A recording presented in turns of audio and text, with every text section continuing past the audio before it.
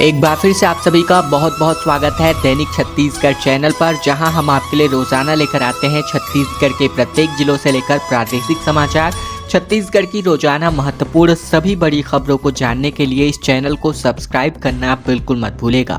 छत्तीसगढ़ में अब बिजली महंगी मिलने वाली है। घरेलू उपभोक्ताओं को 20 पैसे, गैर घरेलू उपभोक्ताओं को 25 पैसे प्रति यूनिट अब ज्यादा बिजली बिल का भुगतान करना होगा। छत्तीसगढ़ के बिजली उपभोक्ताओं को अगस्त माह से बढ़ा हुआ बिजली बिल भरना पड़ेगा।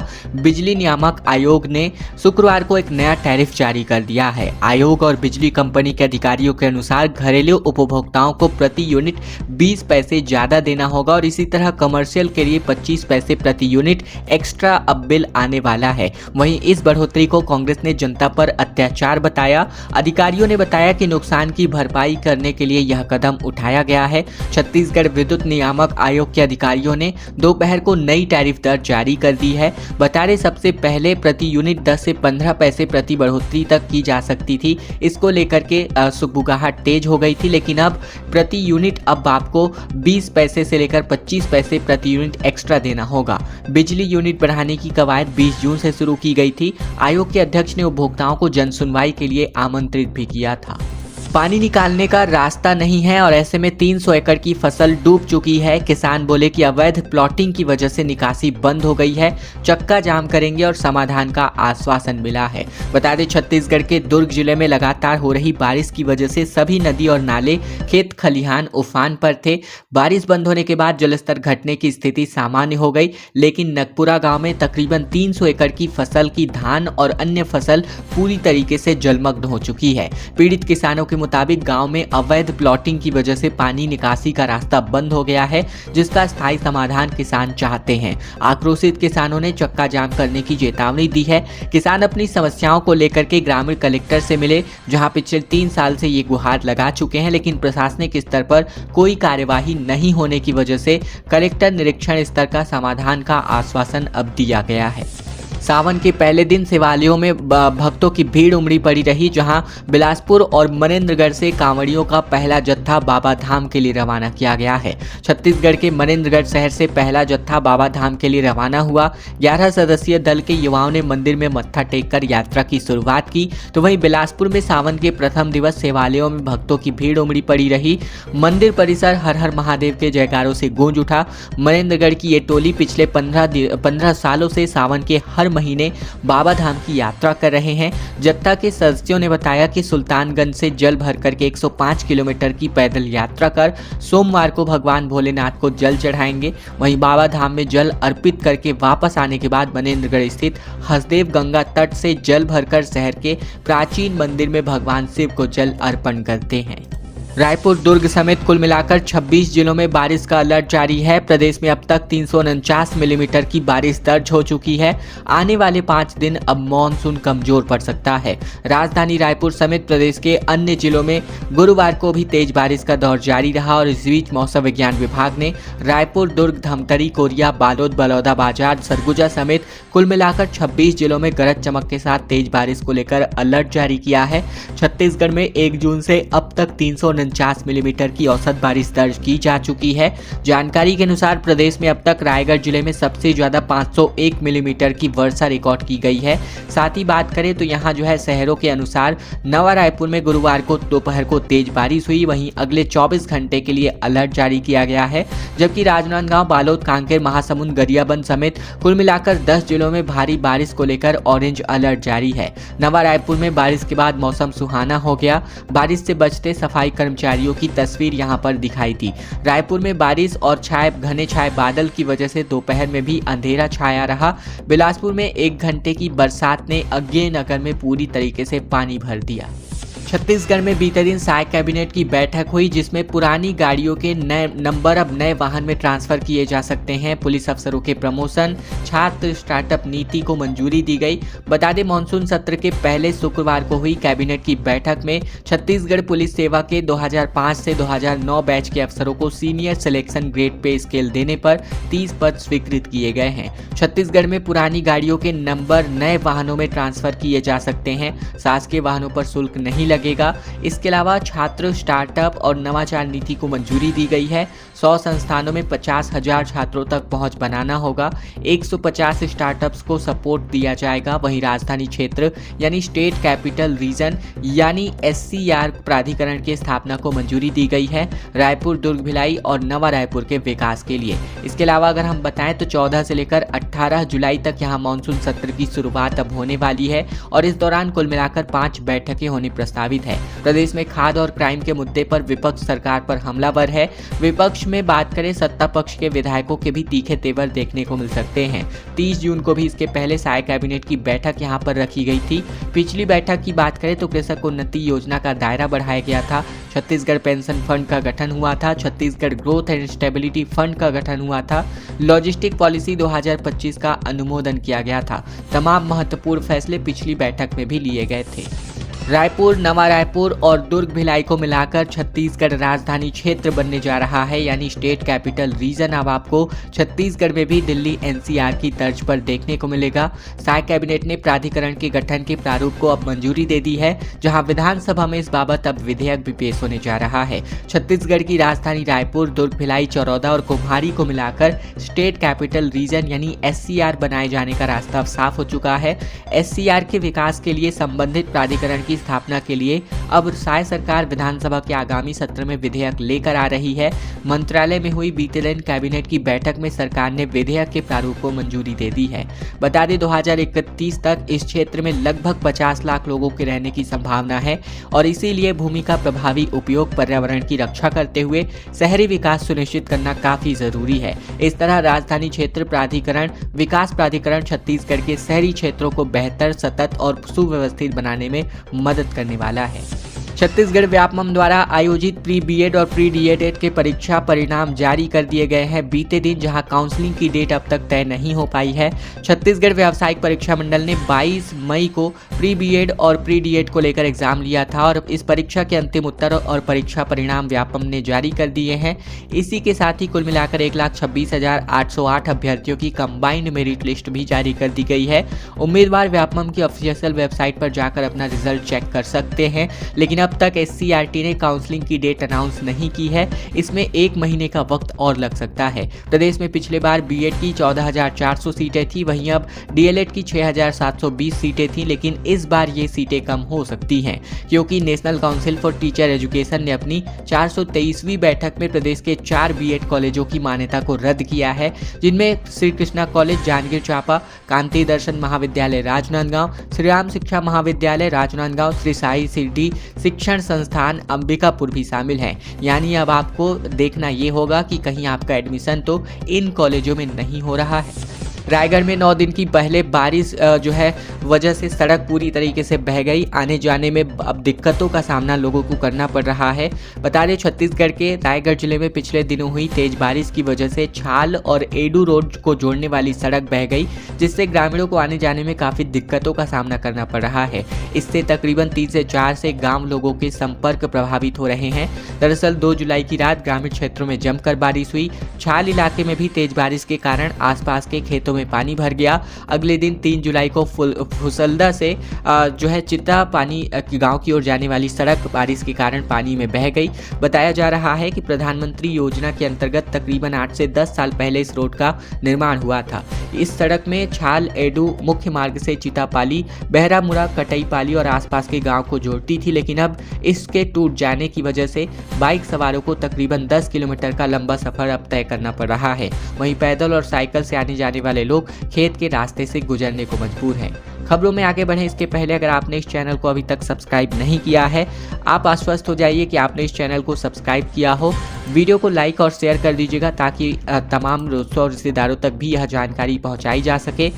खबर कवर्धा से आ रही है, जहां 60 फीट गहरी खाई में एक बोरवेल ट्रक गिर गया, जहां 5 लोगों की जान चली गई। छत्तीसगढ़ के कवर्धा जिले में एक बोरवेल ट्रक तकरीबन 60 फीट गहरी खाई में गिर गया। हादसे में 5 मजदूरों की मौत हो गई, 4 गंभीर रूप से घायल हैं।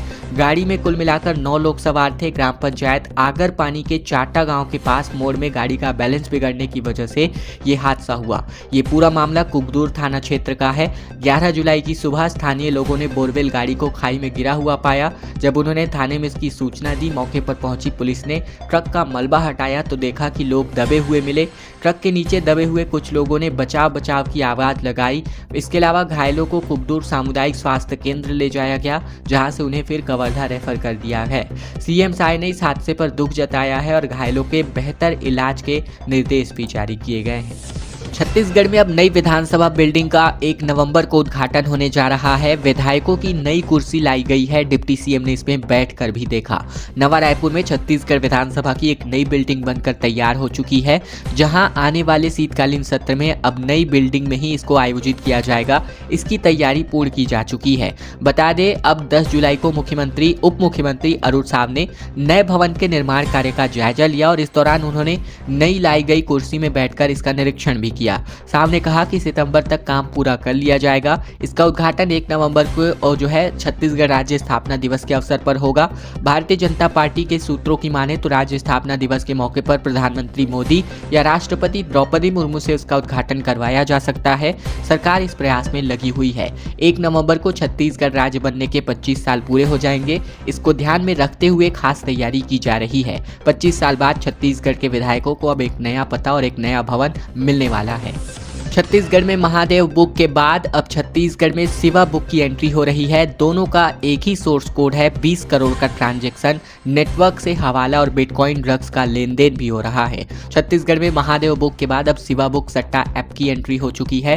खैरागढ़ पुलिस के मुताबिक शिवा बुक के नाम से सट्टा ऐप के जरिए 20 करोड़ का ट्रांजैक्शन किया गया है। जांच में इसका कनेक्शन दुर्ग और नागपुर 2 जगहों पर पाया गया। बताया जा रहा है कि ऐप का कनेक्शन दुबई तक का है। मामला खैरागढ़ थाना क्षेत्र का है। सटोरिये महाराष्ट्र के नागपुर में किराए से एक फ्लैट लिए थे, जहां इसका संचालन किया जा रहा था।